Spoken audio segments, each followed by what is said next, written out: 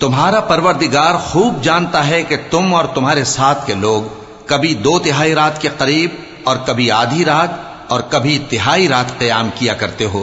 اور اللہ رات اور دن کا اندازہ رکھتا ہے۔ اس نے معلوم کیا کہ تم اس کو نبھا نہ سکو گے تو اس نے تم پر مہربانی کی، پس جتنا آسانی سے ہو سکے اتنا قرآن پڑھ لیا کرو۔ اس نے جانا کہ تم میں بعض بیمار بھی ہوں گے اور بعض اللہ کے فضل یعنی معاش کی تلاش میں ملک میں سفر کریں گے اور بعض اللہ کی راہ میں لڑیں گے، تو جتنا آسانی سے ہو سکے اتنا قرآن پڑھ لیا کرو، اور نماز قائم کرتے رہو اور زکوٰۃ ادا کرتے رہو اور اللہ کو نیک نیتی سے قرض دیتے رہو، اور جو عمل نیک تم اپنے لیے آگے بھیجو گے اس کو اللہ کے ہاں بہتر اور صلے میں بہت عظیم پاؤ گے،